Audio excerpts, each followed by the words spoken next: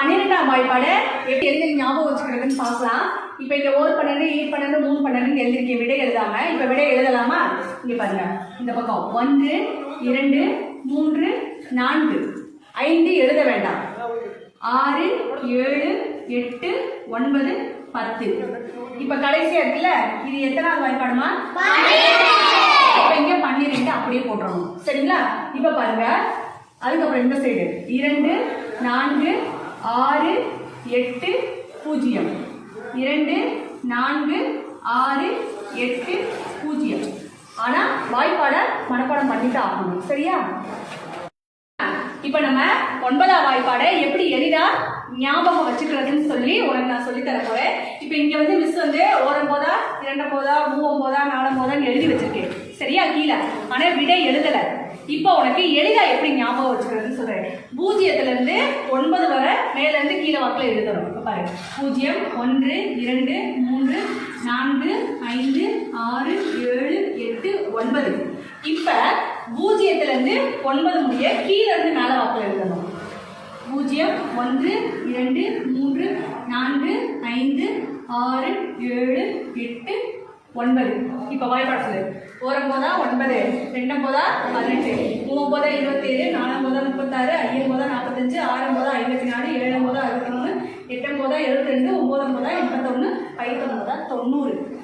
வந்துச்சா? ஞாபகம். ஏற்கனவே 1 டிஜிட்ல இந்த பெருக்கல் பார்த்தோம்.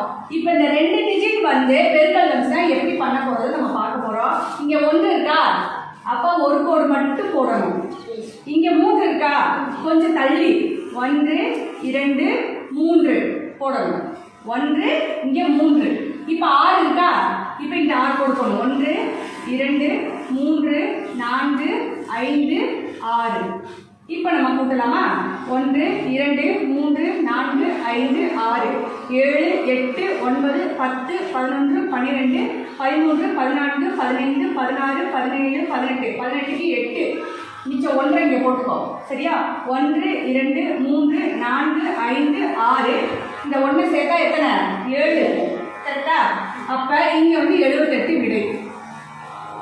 இந்த மாதிரி செய்ய பழகிக்கலாம். ஒரு எழுத்த 2 பக்கமும் போட்டா ஒரு வார்த்தை கிடைக்கும். ஒரே எழுத்து தான். ஆனா இப்ப கவனிக்க, ஒரு எழுத்து காட்டுது.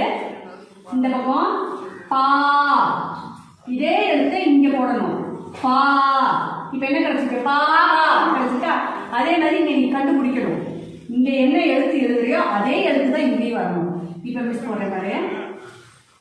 பூனா இங்க பூ போட்டுருக்கு. இப்ப என்ன வந்திருக்கு? இங்க என்ன வரும்? பூ. பூ போட்டனா புளிப்பு. இங்க தா தா தவித்தல். இங்க தா தா தந்தம். இங்க கா கா களங்கம். இங்க தி தி